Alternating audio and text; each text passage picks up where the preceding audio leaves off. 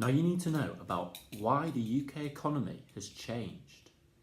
Now in order to understand that, I'm going to give you a little brief history lesson on how the economy of the UK has changed since about 1800. So here we go.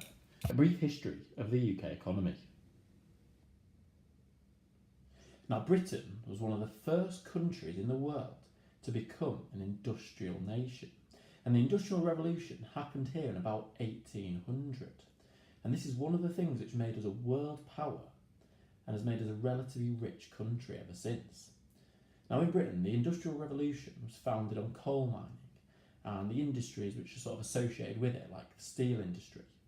And these required power generated by coal, particularly in steel manufacturing and in weaving cotton. So this led to the development of large industrial cities like Sheffield and Bradford, and the development of railways, so steam engines, which were a British innovation. They allowed the movement of this raw material and the manufactured goods like steel. Britain also shipped manufactured goods around the world, and the British Empire provided a market for these goods and a source of raw materials such as cotton from India were also brought in. So Britain grew into quite a rich country based on what they earned from their exports. Now as we get to the 1900s, this is where the Industrial Revolution had started to spread around the world. And manufacturing was done in other countries around the world where the cost of labour was a little bit cheaper. So Britain's raw materials such as coal and iron, they also started to be used up.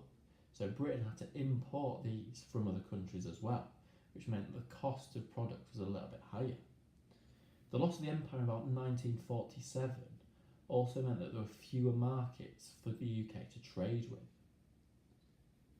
This led to the closure of quite a lot of Britain's factories, and from the 1950s and particularly the 1970s, this is where we had a lot of urban decline.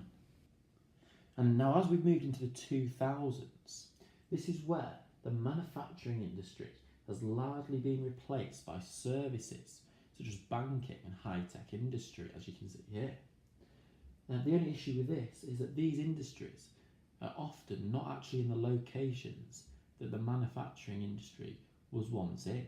So we've often got some areas of deprivation where the deindustrialisation specifically took place.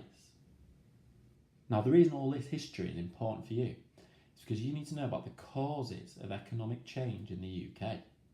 And these are the three causes you need to know about. So the first one is what I mentioned. So deindustrialisation is what we call the decline of a country's traditional manufacturing industry due to the exhaustion of raw materials, loss of markets, and maybe even competition from newly emerging economies.